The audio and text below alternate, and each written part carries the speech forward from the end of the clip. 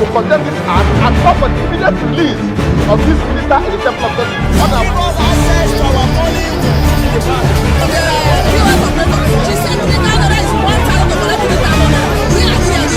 As always said, there are two sets of people, the oppressors and the oppressed, and in between are the cowards and the hypocrites, which are you?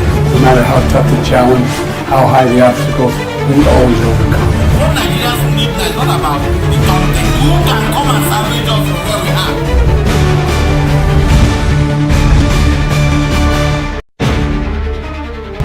Representing people. Mr. President, my people are under siege. I will place economic stability and confidence. To condemn this act and call for the immediate release of this minister in the temple of God. Give us access to our money.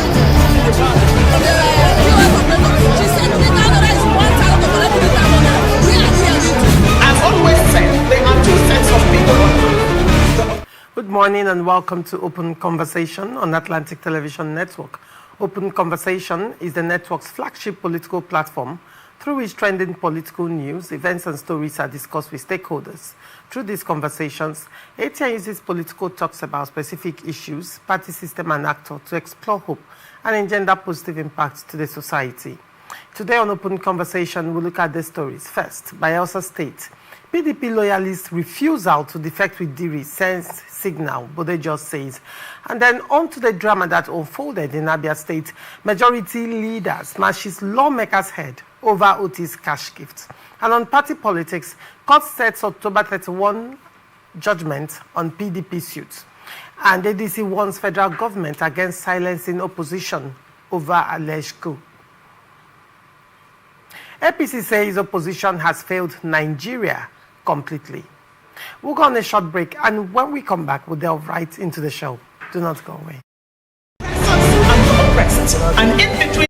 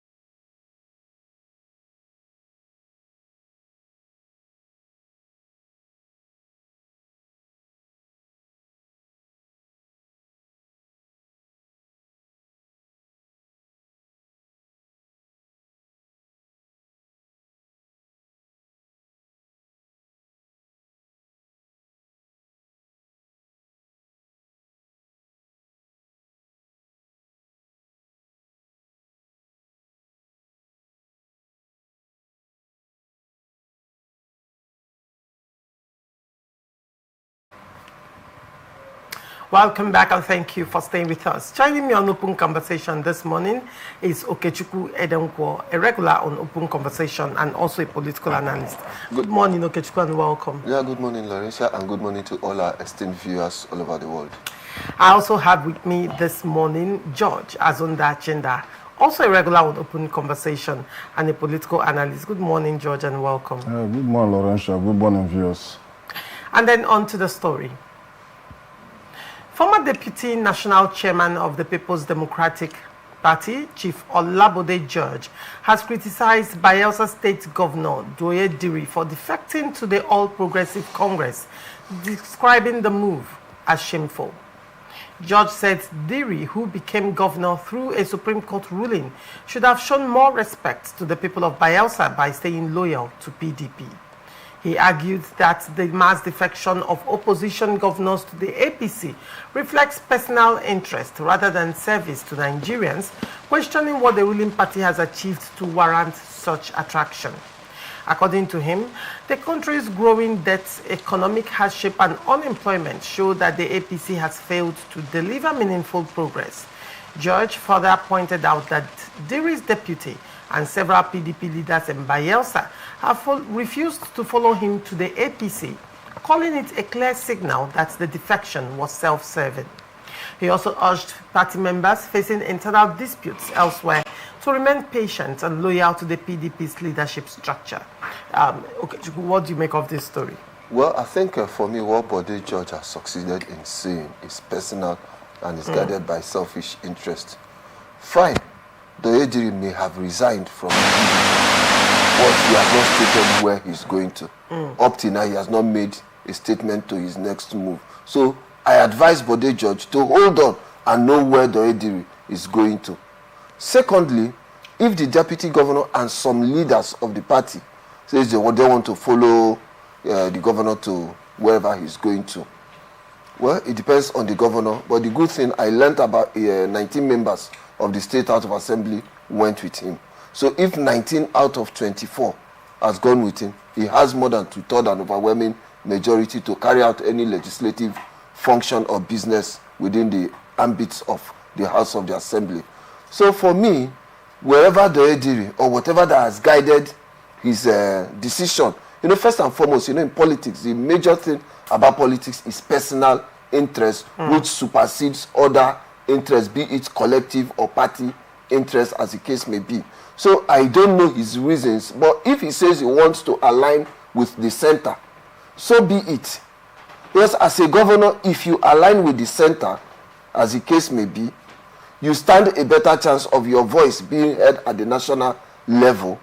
You also stand a better chance of getting GC appointments for your people at the national level. So for now, we don't know where Doye Diri is heading to. Not until we know where he's heading to before we start casting aspersion. But as for the deputy governor and others who are elected that doesn't want to go with him, well, time will tell. I always tell people the difference between here and there is T, and T connotes time. Well, one would say you cannot take away the points that Bode George made with respect to the fact that, okay, Doye Diri is defecting, but his people, his loyalists are not moving with him. Recall that when the Enugu State Governor, Governor Peter Mba, the announcement of his defection filtered out, before he even defected legally, literally every member of his cabinet defected beforehand. His commissioners defected. I mean, his loyalists defected, probably prepared and watered the ground for him for his own grand defection, as it were. Now, in the case of Doye Diri, George is saying that the reverse is the case. And it could be a pointer that, is it possible that he's not in control of his loyalists, or he doesn't have the influence that supposedly a governor should wield in the state? I think the only person who has said he's not defecting publicly is the deputy governor, about 3 or 4 members of the State House of Assembly, while 1 or 2 are indifferent. But the bulk of his commissioners and local government chairmen and assembly, they've all resigned from the PDP. And as a governor of the state, once you are in line with the House of Assembly and at the grassroots level with your local government officials, any other person, it's either if you can't beat them, you join them. But I think the governor of Bayelsa State is right on course, and he has the support of the people. But if the deputy governor, based on his personal conviction, for now say he has not resigned to PDP, well, let's see how it will fare between him and the governor and also the House of Assembly. We'll also look at the bigger picture then. All right, very well. George, what do you make of this story? Well, I think that Bode George is just expressing anguish, expressing sadness that a party which has been an elder statesman, a party that appears to be the opposition to the ruling party, is being left for the ruling party. By implication, what that means is that there will no longer be a strong opposition. And also, whatever the PDP holds all this way will no longer hold, given the fact that the governors who are the financiers and major stakeholders of the party are living in groups. We are talking about Peter Mba, the Yediri, and maybe more to join. And looking at the situation of political parties today, with this men living, it means that PDP is grounded. So I understand Bode's frustration is something that is understood. But like my brother here said, politics in Nigeria is self-centered. First thing first, it's about self-interest before any other interest. The Yediri who may have calculated that the best way to go is to either defect to the ruling party or any other one that he feels. But thinking that at this moment the PDP can no longer hold whatever that has guided him all this while. The PDP is no longer there for him. So I understand about this frustration. It's quite understandable. I feel for him. If you're a party man also, you will understand why Bode is doing what he's doing. For a party like PDP that had sway in the past, that ruled this country for so many years, produced a lot of leaders, all of a sudden has become a shadow of itself. It's like I've always been telling you in this station that whatever that is happening to PDP today is self-inflicted. It's self-inflicted. They caused it by themselves. So Bode should understand that if the reverse is the case, Bode will stand differently. What am I trying to say? If someone from the APC, a governor, a serving governor of a state from the APC, decide to defect to PDP, Bode will be there to welcome the person and say this is the best thing that has happened to Nigerian politics. So this is normal. It is not something that is new to us. We understand. For me, I will advise him to, like my brother said, either he joins them or he, resign from politics completely, because the governor of Bayelsa State, the Yediri, may have calculated that the best possible move for him is to move to the APC or maybe any other party, but the PDP can no longer guarantee anything for him, even though he's a second-time governor. These politicians have ambitions. They have ambitions. The ambition may be to go to Senate, maybe to hold maybe under national office or any of those things, and that can be guaranteed by the ruling party. So I do not begrudge the Yediri personally, because I understand that these things are permissible within Nigerian politics.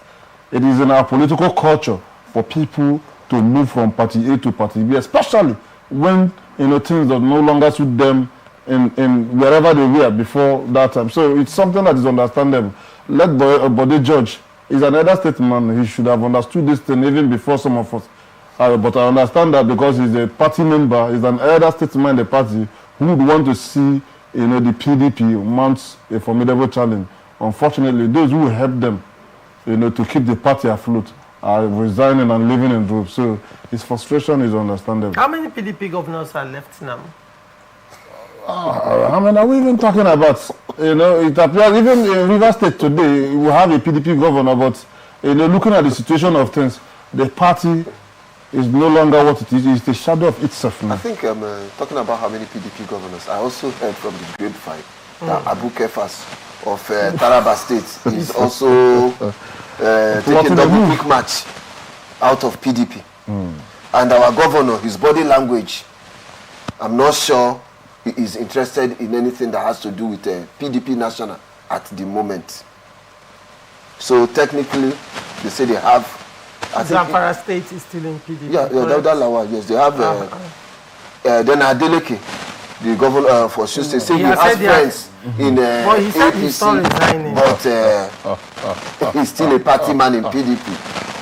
So let's just watch and see between now and 2026 what will happen to our party. One would say that, is it possible that the governors, the remaining governors, might be considering their options, but probably they are waiting to see the outcome of the National Convention.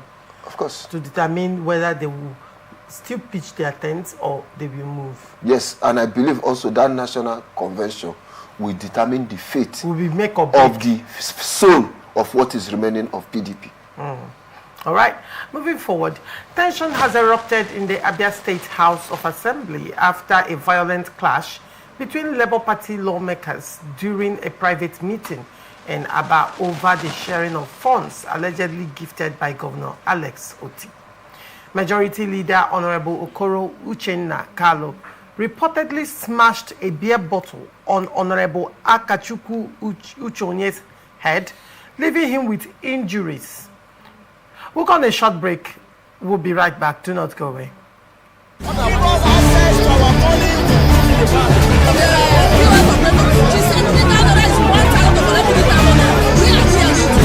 always said there are two sets of people.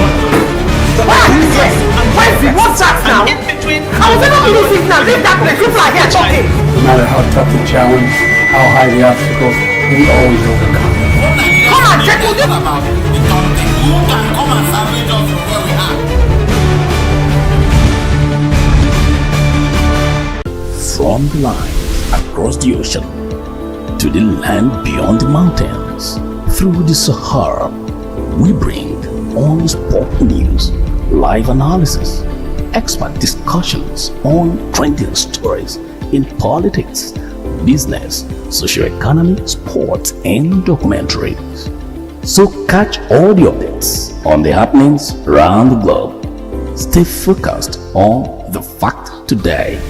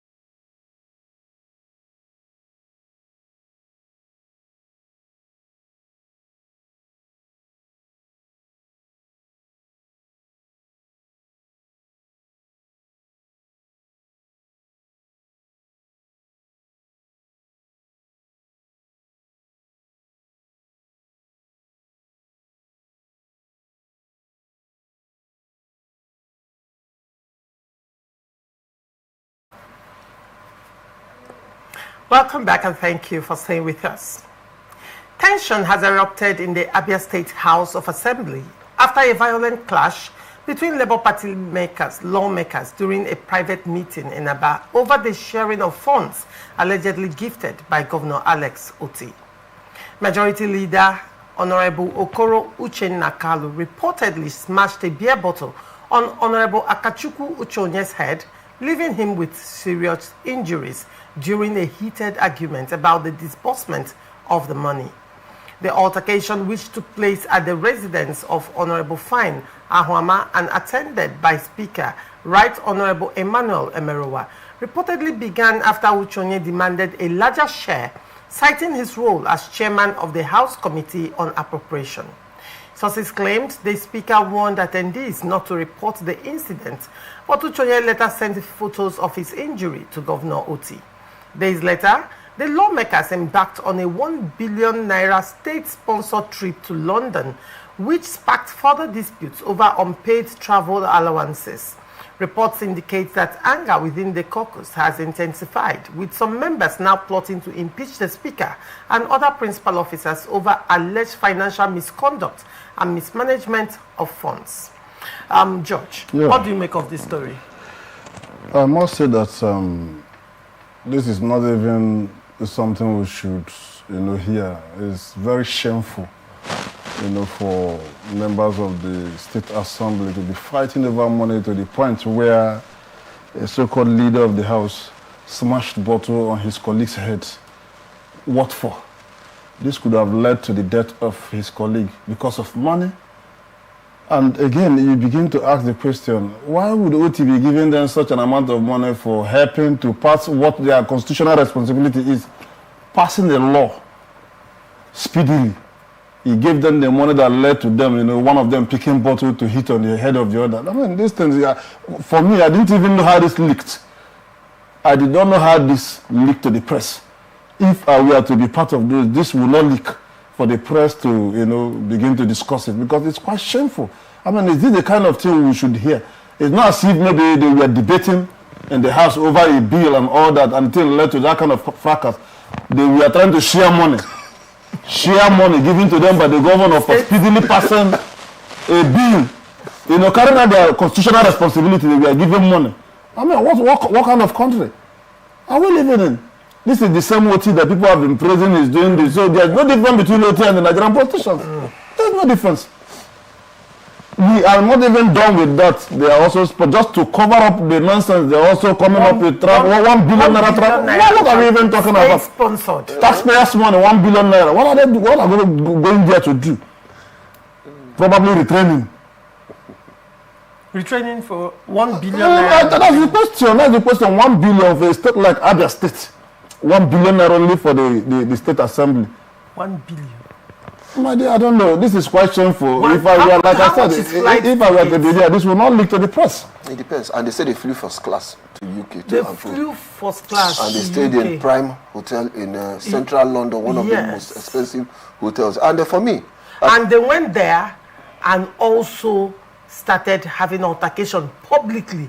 And then the hotel management had to interfere in the same crisis, and the same public altercation was over how the 1 billion naira was spent and shared among themselves. What? So now, I'm interested to know what you have to say. I think I would rather sound sarcastically and also serious.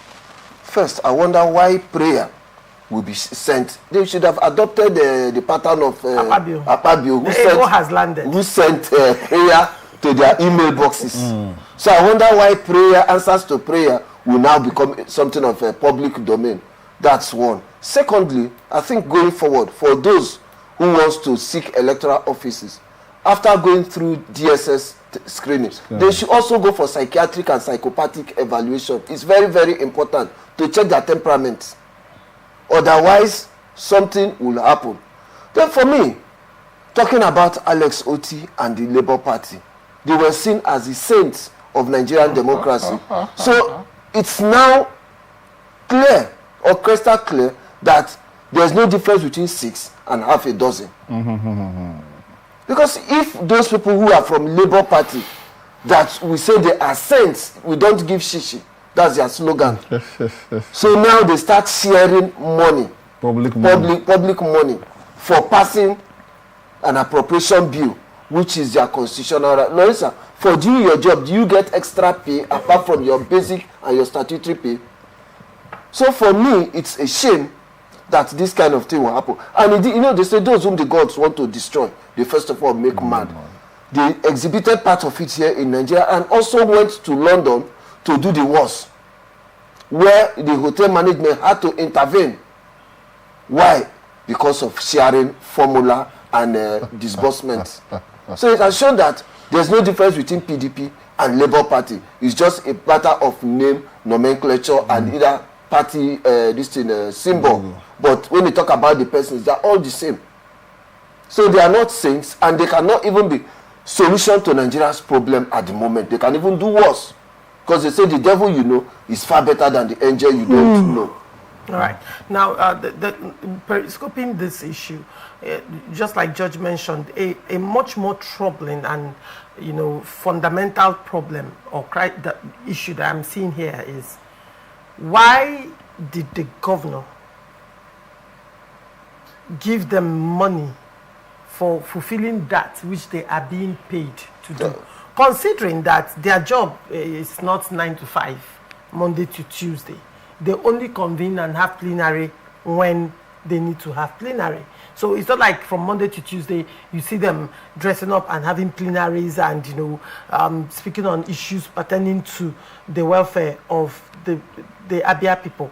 So they now start to pass a bill.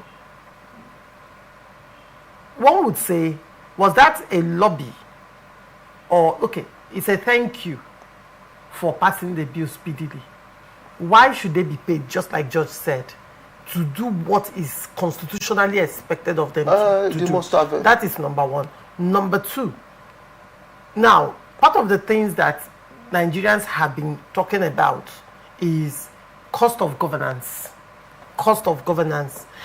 Cut down the cost of governance. Why would Governor Alex Oti release as much as 1 billion naira for a state-sponsored trip? Like, this is taxpayers' monies. 1 billion naira of that money is released, not for the benefits of Abia people, but for lawmakers to go and do what exactly? You know? To go for a retreat for passing the bill, passing the budget. Make it make sense to me. Yeah. I need to understand. Okay, I think for me, from my own perspective, is that they must have aided in budget padding. And in as much as they have aided in that budget padding, this is their own reward. Secondly, how will you spend a whooping 1 billion naira for an overseas trip for lawmakers? How much is Abia State budget for the entire year 2025? So removing 1 billion naira for a jamboree, because I believe that same thing that they went to London to do, they could also do it in National Institute of Policy and Strategic Studies, where they could send resource persons or even bring resource persons to Abia State to come and organize that same retreat. So it shows that the Alex Oti, which we think is a saint, it's not what we think he is. Because to embark on giving the assembly members, lawmakers, money to share for passing budget, for carrying out their function, who does that?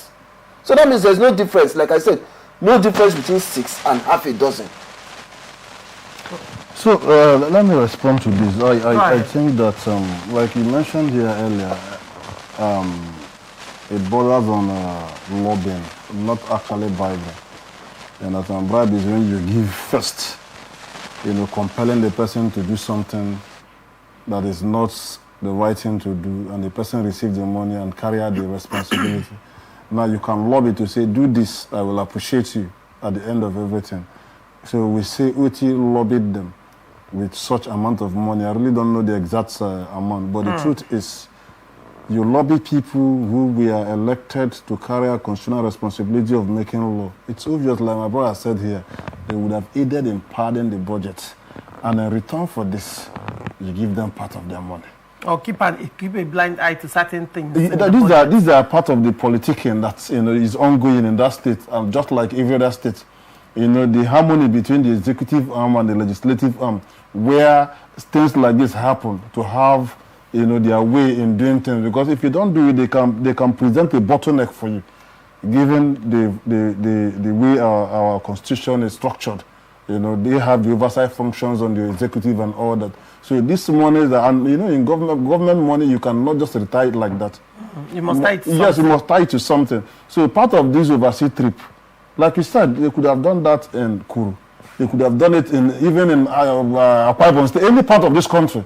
Bringing resource persons, even from abroad, to come here, it will be cheaper. But because they have to retire this money, they have to tie it down to somewhere. They have to look for it. If you call that, they will justify it for you. They flee first class, they lodge in Zizo Hotel, their extra code is this allowance is that. At the end of it, everything amounted to 1 billion. So we understand. It shows that the state government is corrupt, actually. There's no difference between Alex Oti and the other governors or the other political leaders who are of different political parties. These are the same people. We understand this is the Nigerian way of doing things politically. So sometimes my challenge there is, why did they have to make some of these things, you know, public, especially where he gave them money for carrying out their constitutional responsibility, and in the course of sharing that money, you know, somebody's head was laced. Let me use that word, laced, which is not right. I mean, this is something that it also shows that the leadership of the State Assembly of Abia State don't even know what they are doing. Before this thing would have gotten to this level, they would have known what is due to, what is due to any member of the House. It wouldn't have caused a problem where somebody would just pick up star bottle or beer bottle, to hit on that person's head and all that. So, obviously, the Abia State government, have shown some kind of, corruption that the whole world. Some kind. Yes. Because, they can justify one until investigations, are done to find out exactly the kind of, the level of corruption they have carried out. We will not know. But obviously, from what we are seeing, it's obvious that something is wrong. Something is wrong. So Alex Oti is not a saint like people. This is not about Alex Oti. It is about the Nigerian state, the leaders. This is what they do. We understand that the executive can, stand in executive B and, have some kind of understanding with the legislature to pass it speedily. Those things happen. But when you come to give them money that causes problem for them, obviously there's a problem in that state. Okay, very well. You wanted to say something. By the way, you asked the question, how much is the budget that they are removing 1 billion naira? The budget is 750 billion, actually. 750, about 750 billion naira. Yeah, for Abia State House of Assembly. And then 1 billion naira is being spent for state-sponsored trip of just 24 people. Abia State House of Assembly is made up of 24 lawmakers. So why 1 billion? Okay, let me do a quick maths. How much if you are to divide 24 billion among 24 people? That's about, let's say, maybe 800 and something million if it is to be shared equally. If it is 20 people, 1 billion will be. Just keep talking. Let me do the maths very quickly. I think it's just quite absurd. It's something that should be condemned by every well-meaning, and it has also exposed the Labour Party to a great extent to tell Nigerians that the Labour Party, they are not even alternative to Nigeria's challenges. Because if Abia State, that is just a minute state, just one state which they have, this is happening. So by the time they have larger states, it's still the same 6.5 dozen, it's still the same story everywhere. So for me, Labour Party is not even an alternative to Nigeria's economic challenges. Now, your own it's like you have a particular perspective which has a campaign undertone. Labour Party is not a viable. No, they are from Labour Party. The Labour Party is they are from Labour Party. So if it were to be also coming from a PDP state, I'm sure I will also say the same thing. I'm sure you will also say the same thing. Of course you will. I think my concern is people should start asking the right questions. One would say that it's possible that because, Alex Oti is enjoying so much love from everybody, across Abia State because of what he has done, considering to the non-performance of his predecessors. So that, to a large extent, endeared him to the hearts of everyone in Abia State. But now the danger of that appears to be, it's possible that because of the love, the organic love that he's enjoying, probably there is no strong voice of opposition in Abia State that can, pick out these loopholes and anomalies within his government. As much as the fact that Alex Oti is being applauded for governance, the areas that he's not doing well should also be brought to the fore, and so that there'll be proper checkmate. And to a large extent, people will always say, probably this is the reason why it's also, when you look at it to a large extent, while there is need for cordiality between, well, I say not cordial, but professional, good, smooth professional relationship between the legislature and the executive in the state government. This is part of the reason why it appears that when they are even at variance, it's even better for us because, everybody will now sit up and do the right thing, which is doing the job of a watchdog over the other. George, don't you think so? Yeah, like the recent happening in Rivers State, regarding the executive and the legislature. At some point, when, like you said, when the going was no longer, smooth, every arm began to sit to do what they were elected to do. I quite understand.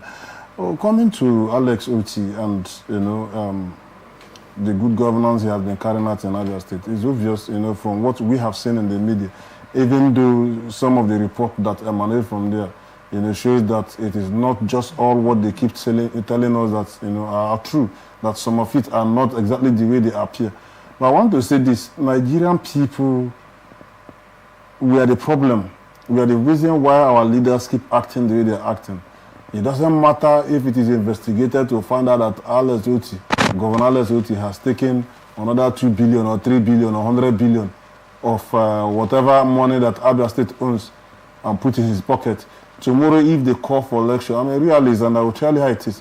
Majority of Abians will vote for him. Reason being that, he is someone that appears to have done far better than all the other governors. So the people will definitely vote for him, irrespective of whatever corruption charges or case he has. He appears to be doing something that the people were not used to all these years. So it doesn't matter if anybody comes to say, Alex Oti did this, he gave 1 billion to the State Assembly to travel to UK. For our money, this, that, the people will throw blind ear to blind eyes to those things and they will not listen to whatever the person is saying. They will definitely vote for him because he appears to have come to do something that the previous governors before him had not done. So that organic love from the people is there. So they will close their ears to whatever anybody is saying about corruption and all that. So what Alex Oti need to, change from what we have just, seen. This is not the right way to show Nigerians that you're not corrupt. How can you, we are talking about a time when things are tough. 1 billion out of the budget. There are still so many projects that needs to be done. Yeah, undone projects. Abia State is over 20 years behind. Behind other states, So these are the issues. But I quite understand. Like I told you earlier, this is part of what you see for him to remain in that seat without anybody trying to, say they want to impeach him and all that. And even the ordinary people will be happy that he has done this because it's like only the chop. Let me speak pidgin now. Only the chop. No one give us our own and things like that. That's exactly the point. But for me, I think this thing shouldn't have been done in the open. That's just my challenge. For me, it wasn't done in the open. How did it leak? But the lawmakers, couldn't handle their private matters privately. For me, I think that prayer would have been sent to their email boxes without even them coming to see that. The issue was the sharing formula. That's what I'm saying. The issue was the sharing formula. Even the sharing formula shouldn't have been in the public. The leadership of the house would have sat down, decide a sharing formula, assign the prayers to their various email boxes. And then after that, they now traveled for a state-sponsored trip and also had a second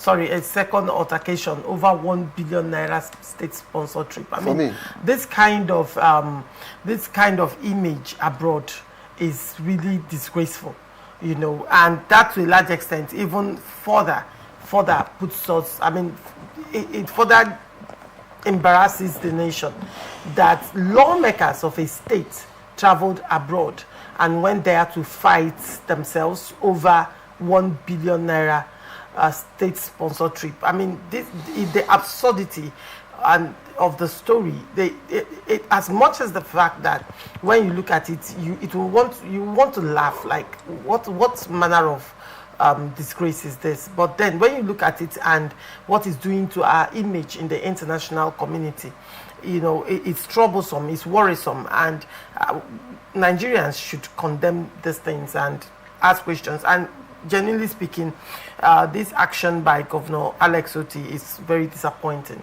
because to a large extent Nigerians held him to high esteem, right? Probably because of how he has conducted himself so far. But this, to a large extent, is quite disappointing. Now, they said that there is an impeachment plot going on. Probably they are waiting to come back to Nigeria. For me. And resume plenary for that will happen. So probably we are expecting more drama coming out from Abia State House of Assembly. And we all know that this drama is stemming from not constitutional infraction right now, but spending formula, sharing formula. Let me put more like you say, for me as an individual, I believe that the speaker and the deputy speaker, they are not in control of the members of the State Assembly. And if you are not in control, these are when you start having dissenting voices. So for me, if they have a way of impeaching him for failure to control the house. To share money. No, for failure to control. Failure to share money. No, failure to control the house and having a firm grip. You know, when we had some persons who were speakers in River State or in other states, you see how they controlled the house. No dissenting voices, everything went on smoothly. Even Akpabio, you see the way the prayers are going. People are getting prayers to their email boxes in the Senate and there's no complaint. Right. That is the point. If you as a leader know how to share this prayer effectively to the members, if you know how to share the prayers, you will not hear any problem. It will be as if you have courage, you have the man, to carry the house and every other member. When you don't know how to share that prayers, that's exactly the point. Sorry, the only person that can save that speaker as it is today, if they return from that London, is the governor. And he has to pay more money. Of course. He has to give them more money. Because the speaker, obviously, from what is going on there, may have become greedy to the point to where others will say, you're just first among equals. We are all elected. Even if you have to take something ahead, it should not be much and all that. So the only person that can save that speaker, because that fire is raging, I know how these things work. The only person that can save it is the governor to wade in. They will have a meeting and the party leadership in Abia State. Where more money will be, thrown into, pacify those other ones that are angry. Without that, there will be war in that house. You're right. There will be war. And the cost of that war is the greed for money. You're right. Cost by Alex Oti, the money he gave to them to share. You're right, very well. Federal High Court in Abuja has fixed October 31 for judgment in a suit seeking to halt the 2025 National Convention of the People's Democratic Party. The case was filed by 3 aggrieved party officials, Austin Nwachukwu, Ama Abraham Nana, and Turner Alaba George, who alleged violations of the party's constitution in preparations for the November 15 to 16 convention scheduled to hold in Ibadan, Oyo State. Justice James Omotosho, after hearing arguments from all sides, reaffirmed his earlier order maintaining the status quo, warning that any steps taken by the parties while the case is pending would be nullified.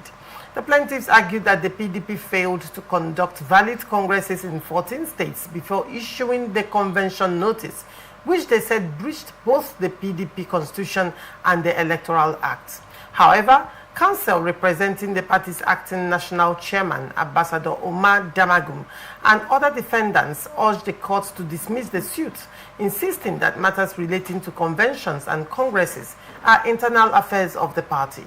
The court will now determine whether it has jurisdiction to intervene when delivering its judgment on October 31. Edenko, what do you make of this story? For me, first, I would want to restrain myself from delving into this matter extensively because matters are in court. And since a case is in court, whatever I say now becomes prejudicial. So I wouldn't even talk much about the outcome of the judgment, but rather what led to why we are in this quagmire today as a party. I've always told people, the governorship forum, the PDP governors forum, they are not an organ of the party. They assume too much right. And let me tell people, when PDP was in control, when they had over 26 states, that was when the PDP Governors Forum was strong because they are the major financiers of the party. But today, they don't have that number. And politics is a game of number. When you don't have the number, you can do little or nothing. So they have refused to restrain or conduct themselves in a manner which they ought to conduct themselves. They are not an organ of the party. So they have given themselves so much power, and that is why, as a party, we are where we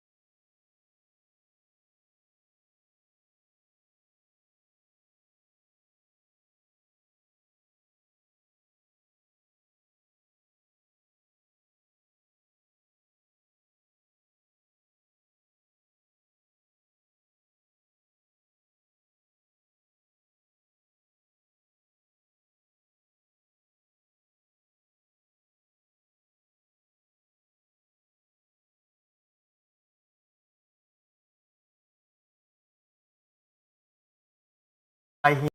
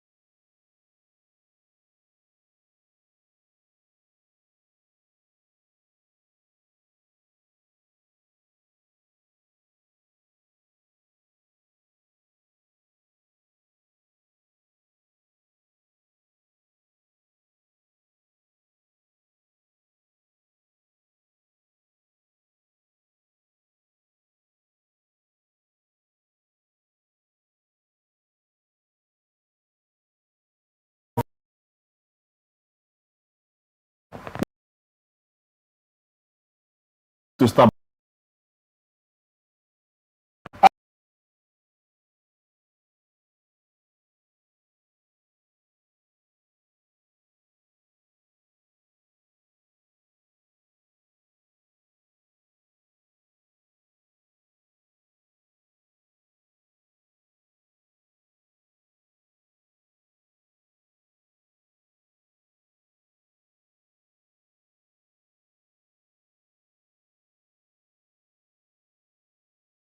That may have done this, but it's also alleging that some people inside INEC may be complicit. Yeah, right now, INEC will want to take a back seat and watch the outcome of the investigation, what it will say, and probably if he feels that they are not listening, he might go to court as well. Just stopping that convention from happening on the ground that that letter was not authored by him. Put 1 + 1, you arrive at 2. Look at the names of those people that went to court.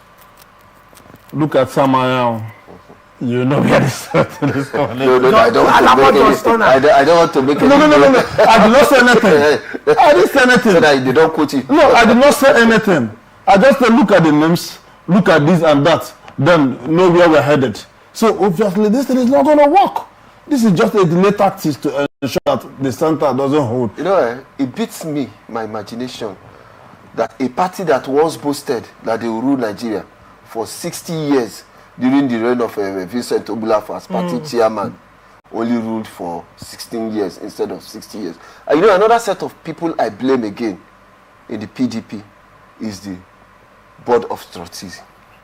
Apart from the governors, I also blame the Board of Trustees members. They failed us woefully, and that BOT should be dissolved. That is Wabara. Led by Wabara. He's the leader of the Board of Trustees. No, he has taken side already. We know where he, for a BOT member who is not... we should share this idea of feeding bottle politics. The BOT is factionalized too. I hope you know that. That's the point. A section of the BOT is supporting the Atikus camp at that time.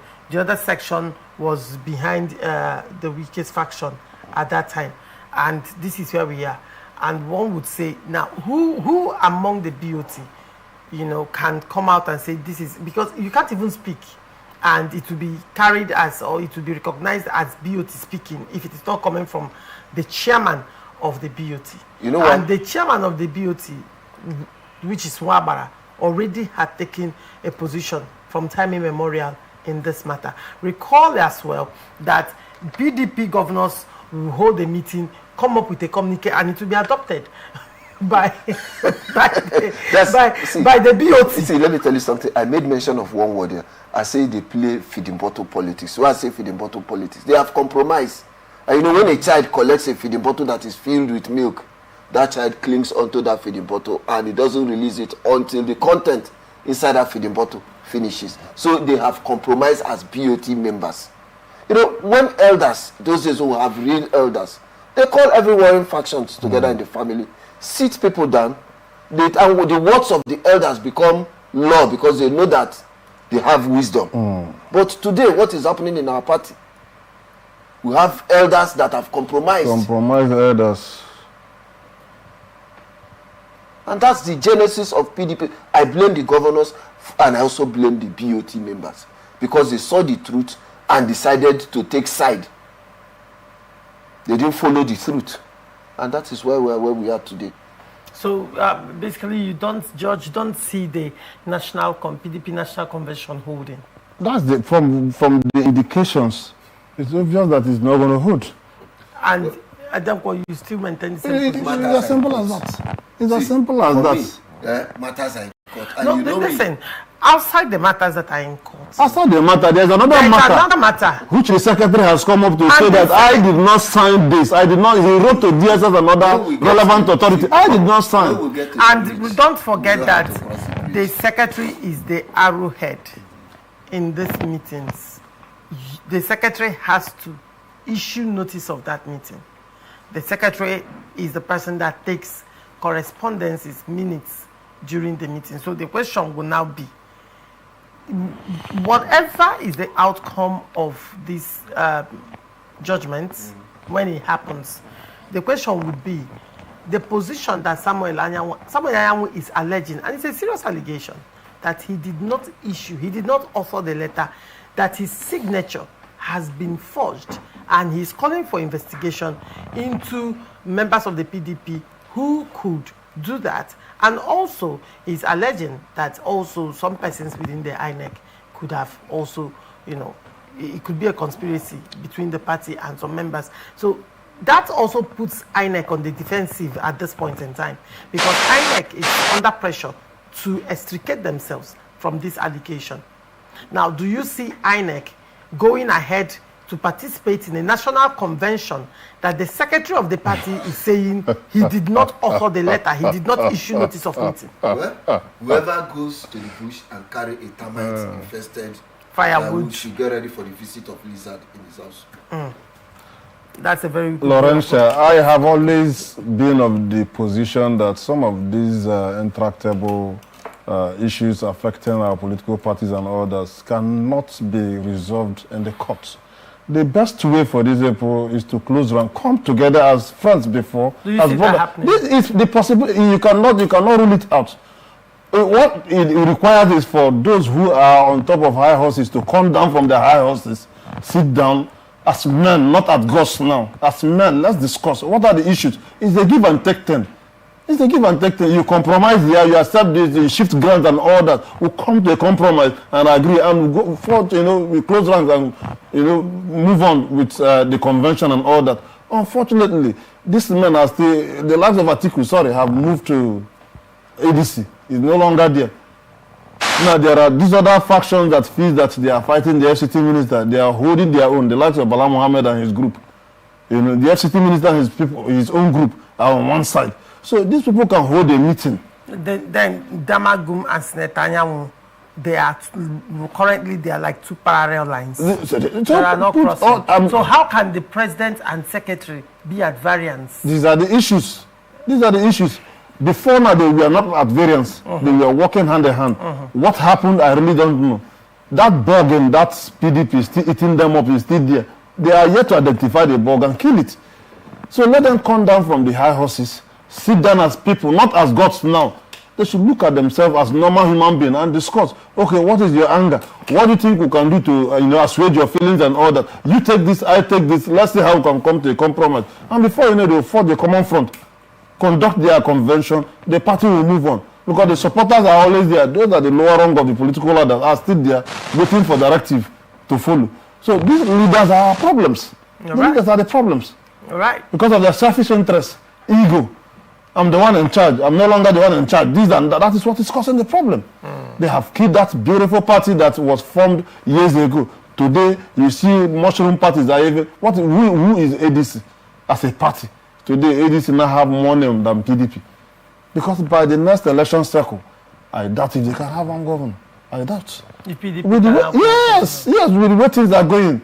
If the convention cannot hold, well, yeah, very well. If the convention does not hold, then the question is, because 2026 actually is election, it's campaign year. In fact, it's election year, according to political calendar. These are part of the strategy to weaken them completely. Don't forget that National Assembly is also making moves to push for elections to be held in late 2026 as well, even though it's a controversial one and conversations are ongoing. But there are moves that are being made. And genuinely, by the time we hit January 2026, one would also say, if this national convention does not hold, there is a very big chance that by 2026, early 2026, they might even lose out the remaining governors. Because, I mean, parties will start selling tickets and nobody will want, like, who are you going to? And this will trickle down. To an end. Of course, it will trickle down to the states as well, correct? There are states that the Damagun faction is saying they have been removed. Senator Samuel Anyanwu will write and said, you're not removed because there was no National Working Committee action to remove you. And when you look at what Senator Samuel Anyanwu is saying, he's making some points because there has to be NWC meeting for that action to be taken. And Senator Samuel Anyanwu is writing and saying, I did not issue any notice of NWC meeting. So no NWC meeting held the rest of my so they took a decision to remove exactly. So you are still. So now these are the issues. These are the issues. So that party, PDP, won't survive. Well, I don't see them survive, except the leaders of these parties come down from their high horses, hold a meeting. This meeting will not be held in the day. It should be held at night. Yes. When normal men are sleeping. Yeah, when men are sleeping. That's when these men will come out to discuss. Everywhere will be silent and they will negotiate. You take this, I take this. Let's see how we can move this party forward. Let's forgive ourselves. All the transgressions and all what we've done. Let's forge ahead and move on. Without that, it will not work. After a motor show would have given judgment, there's another landmine. The secretary will come up to say, I did not authorize this. And INEC, if you go there to monitor this convention that I did not authorize, you have yourself to blame. INEC being an agency of the government that is responsible, we say we are not interested in this. The National Secretary can choose to go to court to restrain the party. Restrain INEC and restrain the party from holding the national convention on the ground that he did not issue that letter. So when you look at all this, when are they going to settle if they cannot on their own call themselves outside to say, let's resolve this matter? Before you know, we are almost in 2026. This is October, November, December. We are done with 2025. And from 2026, that is the re-election year. That is the electioneering, the campaign begins in earnest. So if they cannot hold the convention to hold all these offices and all that, strategically put things in place, tell me when are they going to be ready for the 2027 election? How will they be able to defeat Tinubu? That's not possible. Politics is about reality, a game of numbers, where everybody has thumb. It's very important. And one would say that to a large extent, this NEC convention will also determine the number of persons, because now the focus is on the governors that are defecting. Nobody is looking at lawmakers that have already defected massively. Nobody is looking at, the foot soldiers that are already defecting. And by next year, if this convention does not hold and PDP doesn't get its acts together, I think they will not just be crying about losing governors and lawmakers. They will be crying about losing actual members, real numbers. George said something here that what the party is suffering today is self-inflicted. And in as much as it's self-inflicted, the only person that can solve a problem that is self-inflicted is the same person who inflicted the problem on himself. So I don't know what is giving them this kind of courage, what is giving them this kind of morale and outright impunity. I've never seen an opposition that is as proud as PDP in my life. Probably because they were once in power. They were once in power for over a decade. Oppositions are supposed to be very humble. Always say an opposition, humility sets in. Yes. But this one, opposition that is very proud, I've never seen this time. All right. Now, so moving forward very quickly, African Democratic Congress has cautioned the federal government against exploiting the alleged coup plot to suppress opposition leaders or intimidate dissenting voices. In a statement by its National Publicity Secretary, Malam Bolaji Abdullahi, the party warned that the national security must not be used as a political weapon to silence critics or gain public sympathy. The ADC expressed concern over conflicting government statements on the supposed coup plot, noting that the defense headquarters had denied any such threat, despite reports suggesting a former southern governor was under investigation. The party said the government's silence and lack of transparency only fueled suspicion that the narrative was politically motivated to divert attention from misgovernance. Calling for clarity, the ADC urged the government to either confirm or dismiss the coup allegations publicly and act within the law. It reaffirmed its opposition to both military and civilian dictatorship, insisting that democracy can only thrive when legitimate political voices are protected from intimidation under the guise of national security. George, what do you make of this story? Well, I wouldn't want to begrudge the ADC as the leading opposition party in Nigeria today. Everything that appears in our national policy, they want to take advantage of it. There were rumors that some military guys try to overthrow the government, plot a coup and all that, which led to the cancellation of the Independence Day parade or something.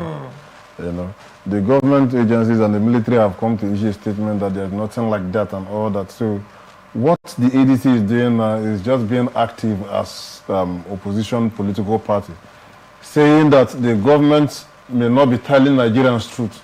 They might want to use this as a ploy to witch hunt the opposition political figures, to cow them into submission and all that. So what they are doing now is just to preempt the ruling party and the government of the day, from using what's actually happened or may not have happened to witch hunt the leader. So I give it to them.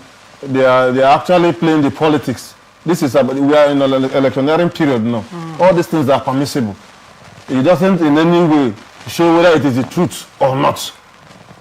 What am I trying to say? This is political season. So every opportunity they get, they will use it. Because by tomorrow, if there is something that happens to one of their members, even genuinely, assuming their members have done something wrong, and the government agency responsible for arrest or something comes to arrest the person, the next thing you see, they will cry out. The opposition will cry out, oh, the witch hunt we talked about, they have started witch hunting us, trying to curry public sympathy and all that. And you know how Nigerians, we are always emotional about certain things. The moment you go there, when Tinubu and his group were in opposition, people loved them so much because they were battling against Jonathan.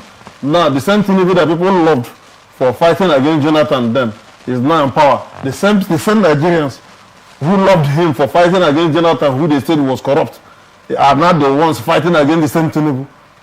So it shows you the kind of people we are and the kind of nation. So I understand it is permissible, it's politics. What they have done there, for me, I don't even know what the truth is about this issue of coup plotting and all that. I really do not understand what is at play there. If actually I heard or I read from Sahara reporters, which is not credible, that some of these dissents have been arrested and taken into custody and all that. I can't even realize how this thing, crept into our system, how it happened. They now went further to justify it, to say that the reason for the cancellation of that Independence Day parade was because of this.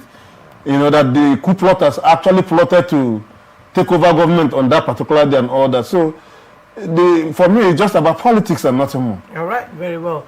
Okay, Chukwu, what is your take? For me, must we play politics with everything in this country? People should know where and when to draw the line. People should know their area of specialization. Any matter that is before the military authority, they should allow them do their investigation properly and come out with a public statement.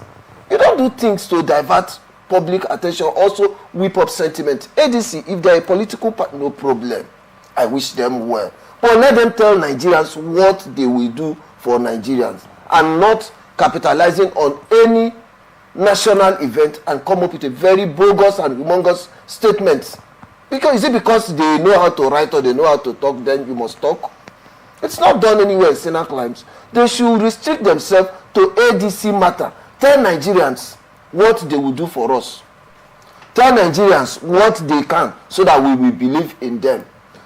These same people carrying the flag of ADC today were the same people that demarcated Jonathan. They were the same people that worked against Jonathan and brought in Tinubu. Because today they are no longer in the corridors of power. They say brought in Buhari. Brought in Buhari, Tinubu. They were all of the same stuff. Because they are not in the corridors of power today, they don't get government patronage, they are now crying that they are hungry. Some of them say they are hungry. Some of them say they are hungry. Just how many years that they have not been in a corridor of power, that they have not had a political patronage, they are now suddenly hungry. But I wonder the kind of hunger they are talking about. Maybe it's hunger for power. Yes. Right. Very well. Thank you so much, Okechukwu, for coming. It's a pleasure having you this morning. And thank you so much, George. It's also a pleasure having you. And this is where we wrap it up on this episode of Open Conversation. Thank you so much, our viewers, for always staying connected to us. We are open for sponsorship of the program, advert placements, news, events coverage, and commercials. Watch us live on our websites, www.atlanticnetwork.tv, on Facebook and YouTube, Atlantic Television Network. You can also watch us on Avo TV, Niger TV, and Ifastech TV platform. You can connect with us on our ATN socials by subscribing, like, and share. Facebook and YouTube, Atlantic Television Network. Instagram and TikTok, Atlantic TV Network 1. And on Twitter, Atlantic TV Net. Do not forget, peace and progress. Peace and unity are the pathways to progress. Thank you for watching. I am Laurentia Ogu. Transition News comes up next. Do not go away.